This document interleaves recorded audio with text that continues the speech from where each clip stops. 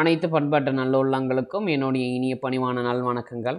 இந்த காணொளியில் நான் உங்கள் கூட பகிர்ந்து கொள்ள போகிற ஒரு முக்கியமான விஷயம், அதுவும் MSP minimum selling price part 6 அந்த பகுதி 6னுடைய தலைப்புக்கு கீழே நான் உங்கள் கூட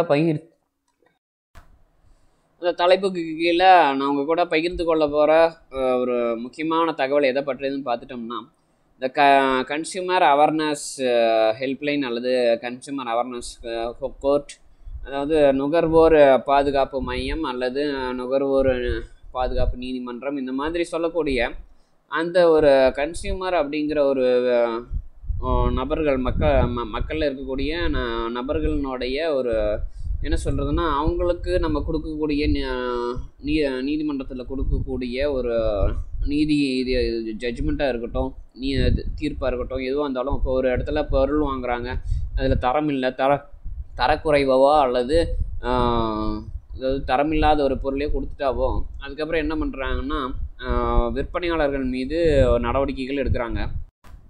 அப்படி விற்பனையாளர்கள்னு சொல்லக்கூடிய நம்ம அவங்களும் மனிதர்கள், நபர்கள் யாராக இருந்தாலும் அவர்களும் மனிதர்கள் தான். அவங்க தெரிஞ்ச அந்த தவறு செய்கிறாங்களா அல்லது தெரியாமல் தவறு செய்கிறாங்களா அப்படிங்கிறத நம்ம ஆய்வு செய்யாமலே நீதிமன்றங்களில் என்ன பண்ணுறாங்கன்னா தீர்ப்பு கொடுக்குறாங்க. அந்த தீர்ப்பு என்ன பண்ணுதுன்னா, ஒரு தொழிலை, ஒரு வியாபாரத்தை தொடங்கி பொருட்களை மக்கள்கிட்ட கொண்டு போய் சேர்க்குற ஒரு என்ன சொல்கிறதுனா அந்த ஒரு கடமையில் அவங்க ஈடுபடும் போது அவங்களுக்கு ஒரு வருமானம் அப்படிங்கிறது பார்க்குறாங்க. ஆனால் அவங்களுக்கு எப்படி தரமற்ற பொருள் கிடைக்குது, அந்த தரமற்ற பொருள் யார் உற்பத்தி செய்கிறா, அந்த தரமற்ற பொருளை உற்பத்தி செஞ்சு இன்னொன்று ஏதாவது மூல செலவை அல்லது ஏதாவது விளம்பரம் இது மூலமாக அவங்க அந்த தரமற்ற பொருளை வியாபாரிகள்கிட்ட கொண்டு போய் சேர்க்குறாங்களா, இதையெல்லாம் நம்ம எப்படி ஆய்வு செஞ்சு, அதாவது நுகர்வோர் வாங்கக்கூடிய உற்பத்தி பொருட்களில் எதுவாக இருந்தாலும் அது முதல்ல அது சரியில்லை அப்படின்னா நம்ம வணிகர்கள்கிட்ட அல்லது வியாபாரிகள்கிட்ட என்ன பண்ணோம்னா கொண்டு போய் அதை கொடுத்து அதில் இருக்கக்கூடிய ஒரு உண்மைத்தன்மையை ஆராய்ஞ்சு அது உண்மையிலேயே தரமற்ற பொருள் தான் அப்படிங்கிறது உறுதி செஞ்சதுக்கப்புறம் அந்த தரமற்ற பொருள் எப்படி வந்தது, யார் கொடுத்தது, இன்னொன்று அந்த தரமற்ற பொருளுக்கு பதிலாக சரியான உண்மையான என்ன சொல்கிறதுனா உற்பத்தி பொருளை அவங்களுக்கு கொண்டு போய் கொடுத்துடணும்.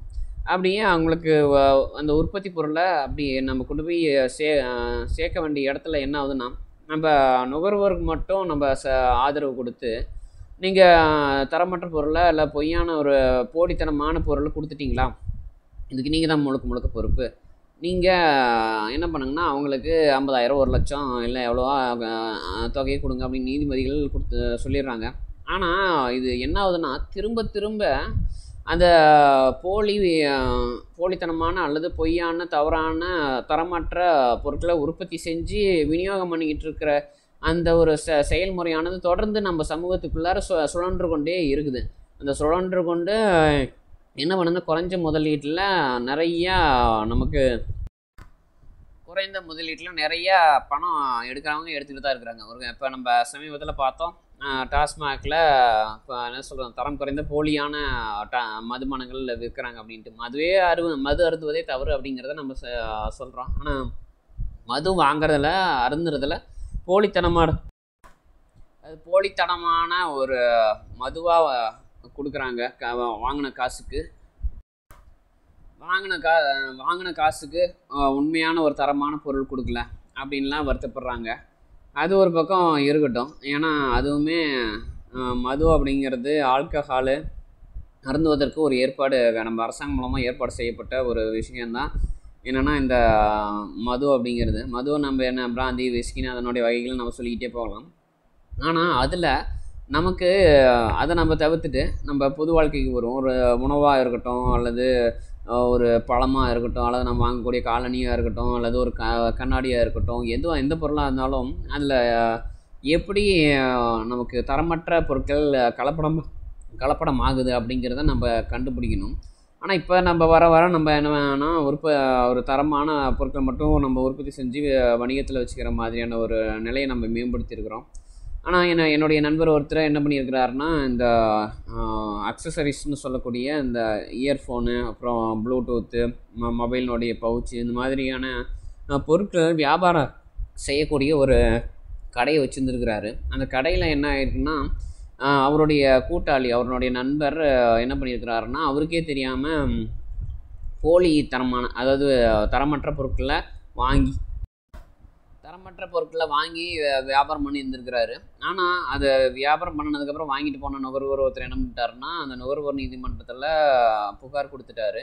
புகார் கொடுத்ததுக்கப்புறம் என்ன ஆயிருக்குன்னா, அவர் மேலே அங்கே அந்த கடையை அவங்க ஆரம்பித்த பங்குதாரர்கள் எல்லாருக்கு மேலேயும் நடவடிக்கை எடுத்து கண்டிப்பாக இவ்வளோ தொகை காசை கட்டி தான் ஆகணும் அப்படின்னு சொல்லி நீதிமன்றத்தில் தீர்ப்பு கொடுத்துட்டாங்க. ஆனால் இது என்னாச்சுன்னா, அதில் முழுசாக ஆராயப்படலை யார் அதெல்லாம் தவறு செஞ்சுருக்கிறா. இப்போ என்னுடைய நண்பர், அவர் தெரியாமல் அவருடைய நண்பர் பார்ட்னர்னு சொல்லக்கூடிய கூட்டாளியினுடைய கட்டுப்பாட்டில் அந்த கடையை விட்டுட்டார். அவர் என்ன பண்ணியிருந்துருக்கணும், தரமான பொருட்களை மட்டும் வாங்கி வியாபாரம் பண்ணியிருந்துருக்கணும். ஆனால் அவர் என்ன பண்ணிட்டாரு, வேற ஒருத்தர் கூட கை கோர்த்து அந்த போலித்தனமான பொருட்களை வாங்கி கலந்து விட்டு வியாபாரம் பண்ணியிருந்துருக்கிறாரு. ஆனால் இது என்னென்னா, அந்த போலித்தனமான பொருள் எங்கேருந்து வந்தது அப்படின்னு கடைசி வரைக்கும் அதில் கண்டுபிடிக்கப்படல. இதனால் என்னாச்சுன்னா, எல்லாம் நஷ்டமாகி போயிடுச்சு அவங்களுக்கு. அதுக்கப்புறம் அந்த நுகர்வோருக்கு கொடுக்க வேண்டிய ஒரு அபராத தொகையெல்லாம் கொடுத்துட்டு கடையில் இந்த பொருட்களை எல்லாம் வேறு பக்கம், தரமான பொருட்களை மட்டும் வேறு பக்கம் விற்றுட்டு அதுக்கப்புறம் அந்த கடையை மூடிட்டாங்க. அவங்களுடைய ஒரு வியாபாரம் அப்படிங்கிறது அதோட முடிஞ்சு போச்சு. அவர் ஒரு இஸ்லாமியர், அதாவது இஸ்லாம் மதத்தில் இருக்கக்கூடிய ஒரு நபர். அவரும் நானும் எங்கன்னா ஒரு சினிமா வாய்ப்புன்னு சொல்லிட்டு ஒரு 12 வருடங்களுக்கு முன்னாடி அதில் சுற்றி தெரிஞ்சுக்கிட்டு இருந்தோம். அப்போ நாங்கள் சந்திச்சுட்டு பேசி 2 பேருடைய வாழ்க்கை வரலாறுலாம் பரிமாறிக்கிட்டோம். அப்போ கிடைச்ச தகவல் தான் இது. அப்போ இந்த மாதிரி நம்ம நுகர்வோர் நீதிமன்றம் அல்லது நுகர்வோர் பாதுகாப்பு மையம் அப்படிங்கிறது என்ன பண்ணுறாங்க அப்படின்னா, ஒரு தலைப்பட்சமாக அவங்க செயல்படுற மாதிரி எனக்கு தெரியுது. ஏன்னா இந்த நுகர்வோர் பாதுகாப்பு மையம், கன்சியூமர் அவேர்னஸ் கோர்ட் அப்படிங்கிறது நம்முடைய அரசியலமைப்புலேருந்து வந்தது கிடையாது. இது நம்ம இந்தியா பல நாடுகள்கிட்ட அரசியலமைப்பினுடைய அந்த ஒரு கட்டுரைகளை, அவங்களுடைய தத்துவங்களை வாங்கி படிக்கும்போது அதில் இந்த நுகர்வோர் பாதுகாப்பு அப்படிங்கிறது மற்ற நாடுகள்லேருந்து அப்படியே நம்ம ஏற்றுக்கிட்டோம். ஆனால் அது இன்னும் நம்ம நாட்டில் வளர்ச்சியை கொண்டு வரல. ஏன்னா இந்த ஒவ்வொரு உற்பத்தி பொருளுக்குமே நம்ம என்ன பண்ணணும்னா, ஒரு குறியீடு இருக்கணும். அந்த பொருளை உற்பத்தி செஞ்சவங்க யார், அதை இன்னொரு இடத்துக்கு விநியோகம் பண்ணுறதுக்காக எடுத்துகிட்டு போனவங்க யார், போக்குவரத்தில் இடமாற்றம் செஞ்சது யார், இடப்பெயர்வு செஞ்சது யார், இன்னொன்று அந்த பொருள் எந்தெந்த மாதிரியான வழிகளில் மாற்றம் செய்யப்படலாம், அல்லது போலித்தனமான பொருட்கள் எப்படி உண்மையான பொருட்களோடு கலக்கப்படலாம், எங்கெங்கே கலக்கப்படலாம். அதுக்கப்புறம் இந்த மாதிரியான விடயங்கள்லாம் நம்ம நுகர்வோர் நீதி மையத்தில் எதுவுமே கிடையாது. அதை தான் மேம்படுத்தணும்னு சொல்லிட்டு இந்த காணொலி அதை தான் மேம்படுத்த சொல்லி இந்த காணொலியில் நான் மத்திய அரசாங்கத்துக்கு நான் பரிந்துரை செய்கிறேன். மத்திய அரசாங்கம் மட்டும் இல்லை, மாநில அரசாங்கத்துக்கு நான் இதை பரிந்துரை செய்கிறேன். அதாவது நம்மளுடைய இந்த ஒரு சட்டையாக இருக்கட்டும், இந்த ஒரு சட்டையாக இருந்தால் கூட இந்த சட்டைக்குன்னு ஒரு குறியீடு இருக்கணும். இந்த குறியீட்டில் ஒரு பார் கோடோ அல்லது ஏதாவது ஒரு நம்பரு, ஒரு உதாரணத்துக்கு ஒரு 41 அல்லது 67 73 இப்படிங்கிற ஒரு நம்பரு இருக்கணும். ஏன்னா அந்த சட்டையை மொத்தம் எத்தனை உற்பத்தி பண்ணினாங்க, அந்த உற்பத்தி பண்ண சட்டையினுடைய தேதி, நேரம், காலம், அப்புறம் அந்த சட்டை அப்படிங்கிறது எத்தனை நாளைக்கு கடையில் வச்சு விற்கலாம், அது எத்தனை நாளைக்கு தாங்கும், எத்தனை நாளிலேருந்து எத்தனை நாளைக்குள்ளார அதை வியாபாரம் பண்ணி விற்றுட்டா அதை வாங்குறவங்க எத்தனை வருடங்களுக்கு அதை பயன்படுத்திக்க முடியும், அதனுடைய தரத்தினுடைய, அதாவது இப்போ ஒரு உதாரணத்துக்கு இது ஒரு 100 ரூபா சட்டைங்கன்னு வச்சுக்கோங்களேன், இந்த 100 ரூபா சட்டை எத்தனை நாளைக்கு வரும், அது எப்படி பயன்படுத்தினா நீண்ட காலத்துக்கு வரும் அப்படிங்கிற ஒரு விஷயம் இருக்குது. இன்னொன்று, இதே சட்டையை, அதாவது இந்த மாதிரியான ஒரு சட்டையை ஒரு 500-1000 ரூபாய்க்கு நான் தரமுள்ளதாக வாங்குகிறேன் அப்படின்னா அந்த தரத்துக்கு ஏற்ற கால வரையறை அப்படிங்கிறதெல்லாம் நம்ம சொல்லணும். இந்த தகவல் எல்லாம் வரணும். இன்னொன்று, இது காட்டன்னா, அதாவது பருத்தி சுத்தமாக முழுவதும் பருத்தியாக செஞ்சுருக்கா, இல்லை பாலிஸ்டர் கலந்துருக்காங்களா, இந்த மாதிரியான தகவல்கள் எல்லாமே வாங்குறவங்களுக்கு போய் சேரணும். அதுக்கு என்ன பண்ணணும்னா, இதில் ஒரு பார் கோடு இல்லைன்னா ஒரு QR கோடு இல்லை ஏதாவது ஒரு குறியீடு அந்த நிறுவனத்தினுடைய ஒரு இந்த என்ன சொல்ல லேபிள் அப்படிங்கிறது ஏற்கனவே சட்டையில் இருக்கும். அந்த லேபிளில் இருக்கக்கூடிய கம்பெனி முடிஞ்ச அளவுக்கு என்ன பண்ணணும்னா அவங்களுக்கு ஒரு வெப்சைட் இணையதளம் கண்டிப்பாக வச்சுருந்துருக்கணும். அதில் போயிட்டு ஒரு டோல் ஃப்ரீ நம்பரும் இல்லைன்னா அவங்கள தொடர்பு கொள்ள வேண்டிய எண்ணும் எடுத்து அவங்கள தொடர்பு கொண்டு இந்த மாதிரி இந்த சட்டை நான் இங்கே வாங்கியிருக்கிறேன், இந்த குறியீடுக்கு உடைய சட்டை இப்போ எனக்கு கிழிஞ்சு போச்சு, அதாவது ஒரு 4 வருஷம் வர வேண்டிய சட்டை ஒரு 3 மாதத்தில் இல்லை ஒரு 6 மாதத்தில் 7 மாதத்தில் கிழிஞ்சிச்சுன்னு வச்சுக்கோங்களேன். அது ஏன் 7 மாதத்தில் கிழிஞ்சிச்சு, இது உண்மையாக உங்கள் நிறுவனத்தில் தயாரிக்கப்பட்டதா அல்லது வேறு யாராவது போலித்தனமான ஒரு தரமற்ற பொருளில் இடைச்செருகல் பண்ணிட்டாங்களா, இது எல்லாம் நம்ம விசாரிக்கிற மாதிரி நம்ம ஒவ்வொரு உற்பத்தி பொருளுக்கும் நம்ம கொண்டு வரணும். அதில் நான் குறிப்பாக சொல்ல போகிறது விவசாயம். எனக்கு எம்எஸ்பி அப்படிங்கிறது நான் இந்த தலைப்பே நான் தொடங்கின போது விவசாயத்துக்காக தான் நான் தொடங்கினேன். அந்த விவசாயத்தில் குறிப்பாக ஒரு உதாரணத்துக்கு ஒரு தக்காளி அப்படின்னா தக்காளியை தயார் பண்ண தொடக்க தேதி என்ன, அது எத்தனை நாள் வரைக்கும் வரும் அப்படிங்கிறதெல்லாம் நம்ம கட்டாயம் அது எடுத்து வச்சுருக்கணும். ஆனால் அதை நம்ம பார்க்குறதில்ல. இப்போ பெரும்பாலும் நம்ம விவசாய பொருட்கள் சம்மந்தமாக நம்ம எடுத்துக்கிட்டோம்னா அது அந்த குளிர்சாதன பெட்டியில் போட்டு வச்சு ஆமாம் அப்போ குளிர்சாதன பெட்டியில் நம்ம பாதுகாத்து வச்சா தான் நீண்ட நாளுக்கு நம்ம அதை பயன்படுத்த முடியும். அந்த மாதிரியான ஒரு சூழ்நிலை நமக்கு இன்றைக்கி இருக்குது. ஆனால் நம்ம அந்த விவசாய பொருளில் எதுக்கு நம்ம இந்த மாதிரியான ஒரு வசதிகளை கொண்டு வரலாமோ அதுக்கு நம்ம கொண்டு வந்துட்டோம்னா நம்ம தரமற்ற பொருளை நம்ம வாங்கிறதுக்கோ அல்லது விற்பனை செய்கிறதுக்கோ நமக்கு ஒரு தேவையாக அங்கே அதுக்கான இடமே இல்லாமல் போயிடும். இன்னொன்று நம்ம நுகர்வோரும் விற்பனையாளர் வணிகர்கள் அல்லது வியாபாரிகள் இவங்க 2 பேர்த்துக்கும் இடையிலையும் ஒரு ஒற்றுமையை நம்ம கொடுக்கணும்.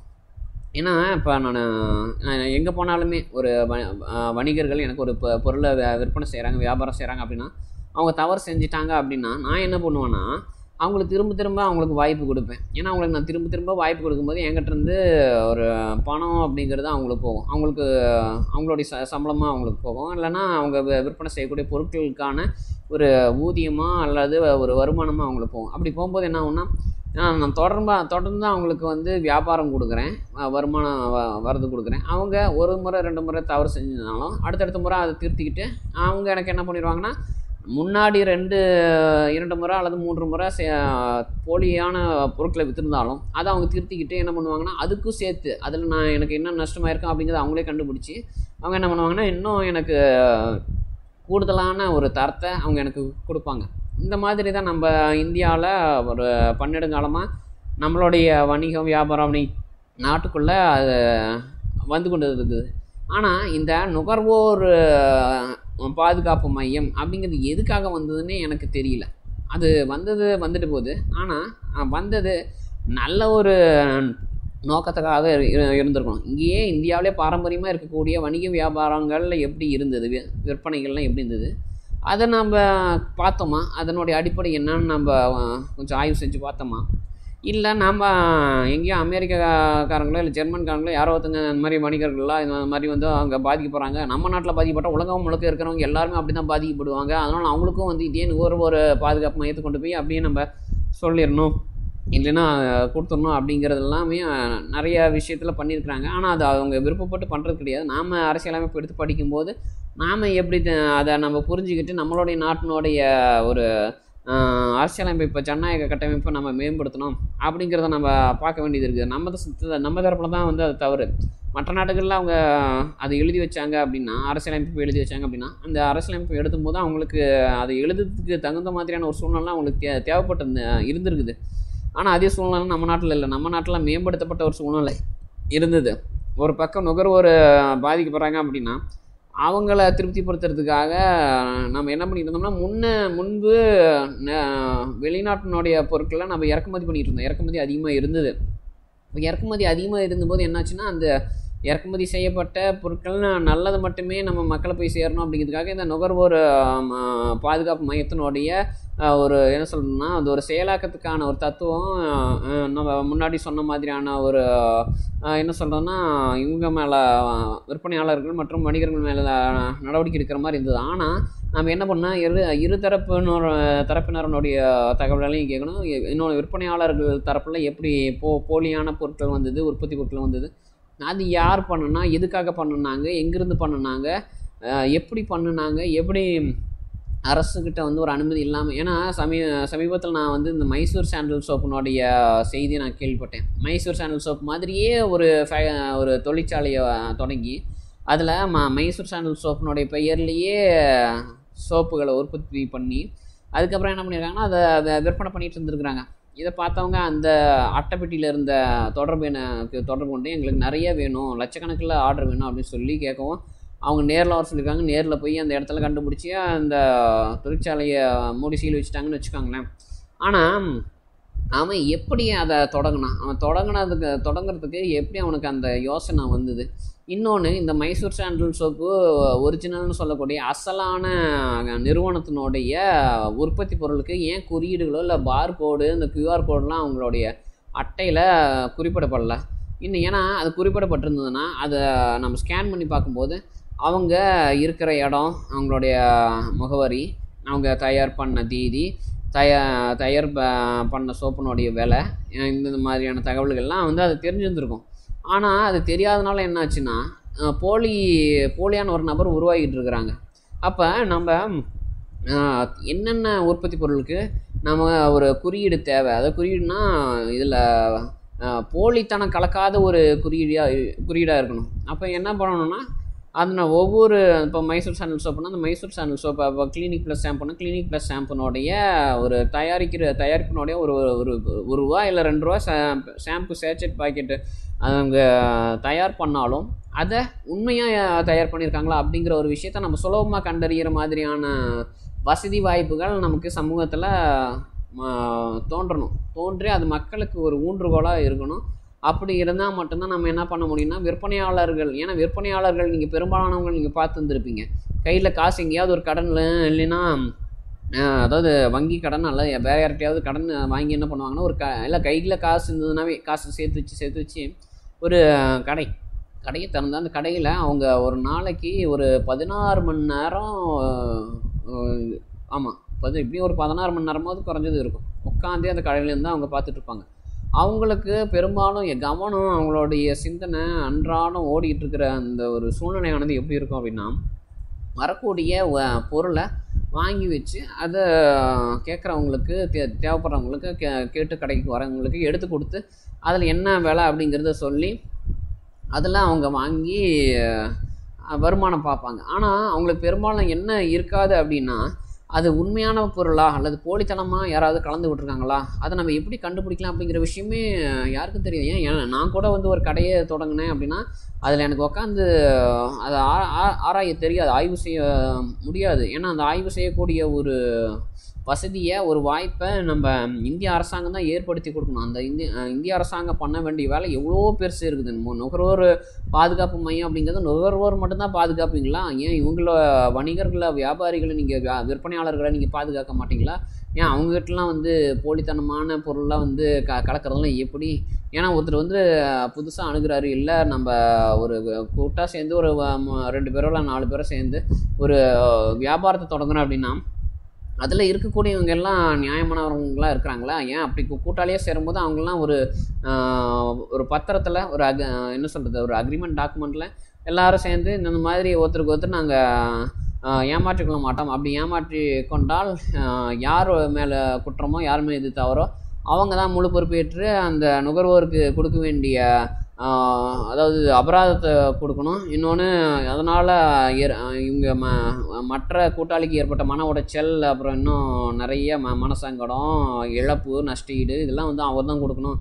அப்படிங்கிற மாதிரியான விஷயத்தெல்லாம் ஏன் வந்து இன்னும் கொண்டு வரல? எல்லாம் நம்ம அவங்களுடைய விருப்பத்திலே விட்டுட்டோம், அவங்களே பார்த்து பண்ணிக்கிட்டோம் அப்படின்னு சொல்லி விட்டுட்டோம். ஆனால் நம்ம இந்த விஷயம் பொறுத்த வரைக்கும் நம்ம இப்போ ஒரு தரமான ஒரு உண்மையான பொருளை வந்து கொண்டு போய் சேர்க்கறதெல்லாம் நம்ம என்ன பண்ணணும்னா நம்ம இன்னுமே நிறைய முயற்சிகள் எடுக்கணும். இன்னொன்று என்னென்னா, இப்போ அமேசான், ஃப்ளிப்கார்ட்டு, அப்புறம் வேறு என்ன சொல்கிறது, ஈபே என்னென்னமோ வந்திருக்கு பார்த்தீங்களா, அதென்ன மித்ராவா என்னமோ, இன்னும் சில இது சொல்லிட்டோம்னா பெஸ்ட்டு ஷாப்பு, அப்புறம் ஸ்னாப்டீலு, அந்த டீல் இதுன்னு ஏகப்பட்ட ஆன்லைன், அதாவது ஊடகங்கள்னு சொல்ல முடியாது, அது ஒரு பிளாட்ஃபார்ம், ஒரு நடைமேடை. என்னென்ன பொருட்களை ஒருத்தங்க வந்து விற்பாங்க, இன்னொருத்தங்க வாங்குவாங்க. அவங்க என்ன பண்ணுவாங்க, யார் அமேசானில் இருக்கிறவங்க, நீங்கள் உங்கள் ஜிஎஸ்டி நம்பர் கொடுங்க, இந்த மாதிரி தகவல்கள் எல்லாம் வாங்குவாங்க. வாங்கிட்டு அவங்க நுகர்வோருக்கு விற்பனை செய்யும்போது என்ன பண்ணிடுறாங்கன்னா, செங்கல், அப்புறம் இன்னும் என்னென்னமோ சோப்பு, இந்த மாதிரிலாம் வச்சு அனுப்பிடுறாங்க. ஐஃபோனுன்னு சொல்லிட்டு ஏமாத்துறாங்க, அப்புறம் இன்னும் வேறு சாம்சங் ஃபோனுன்னு சொல்லிட்டு ஏமாத்துறாங்க. இந்த மாதிரியான விஷயங்கள் ஆன்லைனில் எப்படி நடக்குது, எப்படி அந்த ஒரு பாசிபிலிட்டி, அந்த ஒரு சாத்தியக்கூறு இருக்குது அப்படின்னு நம்ம இன்னும் ஆராயணும். ஏன்னா அது அந்த மாதிரியான விஷயங்கள் நடக்குது அப்படின்னா, இப்போ வந்து என்ன பண்ணுறாங்கன்னா, வந்ததுக்கப்புறம் அது திறந்து காமிக்கணும் அப்படிங்கிற ஒரு ஆப்ஷன் தேர்வு வச்சனால அது பார்க்குறாங்க. ஆனால் அது எல்லாருக்குமே அந்த மாதிரி நடக்கிறதில்ல. ஒரு செங்கல் இல்லைன்னா ஒரு சோப்பு இல்லைன்னா பேஸ்ட்டு இது வச்சு விட்றாங்க அப்படின்னா, இந்த மாதிரி வச்சு விட்டா நீ ஏன் வந்து வச்சு விட்ற, நீ அந்த இதுக்குள்ளே பார்சலுக்குள்ளே பொட்டலத்துக்குள்ளே சரியான உற்பத்தி பொருளை தான் வச்சு அனுப்புறியா, ஏன் தவறான பொருளை வச்சுட்டின்னா உனக்கு சிறை தண்டனை கிடைக்கும் அப்படிங்கிற மாதிரியான ஒரு சூழ்நிலையெல்லாம் வந்து நம்ம கொண்டு வரணும். இன்னும் நிறைய மேம்படுத்தணும். முன்கூட்டியே இந்த என்ன சொல்கிறது, ஆன்லைனில் வியாபாரம் பண்ணுறவங்கலாம் ஒரு எச்சரிக்கை கொடுத்துடணும். ஒரு குறிப்பிட்ட காசு வாங்கி, அதாவது அரசாங்க தரப்பத்தில் இருக்கணும். இந்த அரசாங்க தரப்பில் வச்சுட்டு அவன் ஏமாற்றிட்டானா அந்த காசுலேருந்து நம்ம என்ன பண்ணணும்னா பாதிக்கப்பட்டவங்களுக்கு கொடுத்துடணும். அந்த மாதிரிலாம் பண்ணணும். யாரும் ஏமாற்றக்கூடாது. இன்னும் என்ன சொல்கிறதுனா, ஏற்கனவே பாதிக்கப்பட்டவங்களுக்கு ஒரு மன ஆறுதல் அல்லது மறுபடியும் மீண்டும் நம்பிக்கை வர்ற அளவுக்கு நம்மளுடைய நடவடிக்கைகளை மேம்படுத்தணும். இப்போ இந்த நுகர்வோர் பாதுகாப்பு மையம் என்ன பண்ணணும்னா, எல்லா இடங்கள்லையும் எல்லா உற்பத்தி பொருட்கள்லையும் மேலே வந்து ஒரு கண் வைக்கணும். அந்த கண் எப்படி இருக்கணும்னா, அவங்க ஒவ்வொரு இடத்துலையும் இப்போ தன்னார்வலர்களோ அல்லது வந்து குறைஞ்ச சம்பளத்தில் வேலை செய்கிறவங்களோ பணியமர்த்தி அல்லது ஒரு சேவையில் உட்கார வச்சு அவங்கள எப்படிலாம் வந்து ஒவ்வொரு மக்கள்கிட்டையும் நம்ம கேட்கணும். இங்கே எங்கெங்கெல்லாம் வந்து யாரெல்லாம் என்னென்ன மாதிரியான போலித்தனமான பொருட்களை உற்பத்தி பண்ணுறாங்க, அவங்க எங்கெங்கெல்லாம் இருக்கிறாங்க, மக்களுக்குள்ளேயே வந்து சரியான விழிப்புணர்வு இல்லாததுனால, அதாவது அரசாங்கம் ஏற்படுத்தி இருக்கிற வசதி வாய்ப்புகளினுடைய விழிப்புணர்வுகள் இல்லாமல் அவங்க போலித்தனமான பொருட்கள்லாம் இன்னும் உற்பத்தி பண்ணிக்கிட்டு இருக்காங்களா, இல்லை அவங்க அந்த போலித்தனமான உற்பத்தி பொருளை அல்லது வியாபாரத்தை செய்கிறதுக்கு யாராவது தூண்டி விடுறாங்களா, அதையெல்லாம் என்ன பண்ணணும்னா நுகர்வோர் பாதுகாப்பு மையம் தான் மக்களை ஒவ்வொருத்தரையும் பார்க்கணும். அதே மாதிரி இந்த மெர்ச்சண்ட்டுக்கான ஒரு என்ன சொல்கிறதுனா அவேர்னஸ் கோர்ட்டு இல்லைன்னா ஒரு பாதுகாப்பு மையம், இந்த மாதிரி நீதிமன்றம் ஏதாவது இருந்ததுன்னா அவங்களையும் போயிட்டு விசாரிக்கணும். எல்லா இடத்துலையும் தரமான பொருள் தான் வந்து உற்பத்தி செய்யப்படுதா அப்படிங்கிறதெல்லாம் பார்க்கணும். ஒவ்வொரு உற்பத்தி பொருளுக்கும் அதுக்கான குறியீடு இருக்கணும். அந்த ஒவ்வொரு ஏதாவது 1-2 பொருள் போலித்தனமானது கடந்து வந்துச்சு அப்படின்னா அதை கொண்டு போய் கொடுத்து திரும்ப சரியான பொருளை வாங்குற மாதிரியான ஒரு தேர்வு அல்லது வாய்ப்பை முதல்ல முன்கூட்டி வைக்கணும். அது சரிப்படல, அதில் எதுவுமே ஒரு ஒத்துழைப்பு இல்லை, ஒற்றுமை இல்லை, முரண்பாடு இருக்கா அப்படின்னா தான் அடுத்த கட்டமாக அவங்க மேலே நடவடிக்கை எடுக்கிற விஷயத்துக்கு நம்ம போகணும். இப்படி என்ன ஆகுனா, நம்ம ஒவ்வொரு பொருளையும் வாங்குறதுல தரமற்ற பொருள் கலப்படமாக ஆகிறத நம்ம தடுத்துட்டோம் அப்படின்னா கண்டிப்பாக நம்மளுடைய வணிகம், நாட்டுக்குள்ளார நடக்கக்கூடிய ஒரு பொருளாதார போக்குவரத்து, விற்பனை செய்தல் மற்றும் பொருட்களை வாங்குதல், இந்த மாதிரியான விஷயங்களில் ஒரு மேம்பாடு தன்மையை, ஒரு உறுதியை நம்ம கொண்டு வந்துட்டோம் அப்படின்னா எந்த விதமான போலி பொருட்களாலையும் உள்ள நுழைய முடியாது அப்படின்னு இந்த காணொலி மூலயமா நான் சொல்லிக்கிறேன். இந்த காணொலி உங்களுக்கு பிடிச்சிருந்ததுன்னா லைக் பண்ணுங்கள், கமெண்ட் பண்ணுங்கள், ஷேர் பண்ணுங்கள். மறக்காமல் யாரெல்லாம் இந்த என்னுடைய காணொலி புதுசாக பார்க்குறீங்களோ அவங்கள சப்ஸ்கிரைபராக மாறிக்கோங்க. ஏன்னா சப்ஸ்கிரைபராக மாற்றிங்கன்னா ஃபேஸ்புக்கில் ஷேர் பண்ண முடியும். ஷேர் பண்ணுறது உங்களால் ஜஸ்ட் அதை கிளிக் பண்ணி பார்க்க தான் முடியும். ஆனால் சப்ஸ்கிரைபர் ஆகிட்டீங்க அப்படின்னா நீங்கள் யூடியூப்பில் உங்களுக்கு நோட்டிஃபிகேஷன் வந்துடும். யூடியூப்பில் நோட்டிஃபிகேஷன் வந்துச்சுன்னா அடுத்தடுத்த காணொலிகள் உங்களுக்கு வந்து கொண்டே இருக்கும் நான் புதுசாக பதிவிடும்போது. அப்படி இல்லைன்னா அதுக்கு முன்னாடி பதிவிட்ட காணொலிகள் எல்லாம் உங்களால் நீங்கள் என்னுடைய சேனலுக்குள்ளார போய் எடுத்து பார்த்து எத்தனை முறை வேணாலும் நீங்கள் அதை திரும்ப என்ன சொல்கிறதுனா அது இயக்கி என்னுடைய கருத்துக்கள் நிறைய நீங்கள் கேட்டுக்க முடியும். இன்னொன்று இது யாருக்கெல்லாம் வந்து பயனுள்ளதாக இருக்கும்னு உங்களுக்கு தோணுதோ அவங்களுக்கெல்லாம் மறக்காமல் ஷேர் பண்ணுங்கள், பகிர்ந்துக்கோங்க. அவங்ககிட்ட நீங்கள் சொல்லுங்கள் இந்த இதில் என்னென்ன கருத்துக்கள் சொல்லியிருக்கோம் அப்படிங்கிறத வந்து நீங்கள் பேசிக்கோங்க. அப்படி பேசுனீங்கன்னா கண்டிப்பாக உங்களுக்கு ஒரு என்ன சொல்கிறதுனா நிறைய விஷயங்கள் மற்றவங்களோட பகிர்ந்து கொள்ள உங்களாலேயும் முடியும், என்னுடைய கருத்துக்களையும் கொண்டு போய் சேர்க்க முடியும். கண்டிப்பாக இது மாதிரியான ஒரு நல்ல ஒரு கருத்துக்களோடு உங்களை அடுத்தடுத்த காணொலியில் நான் சந்திக்கிறேன். நன்றி, வணக்கம்.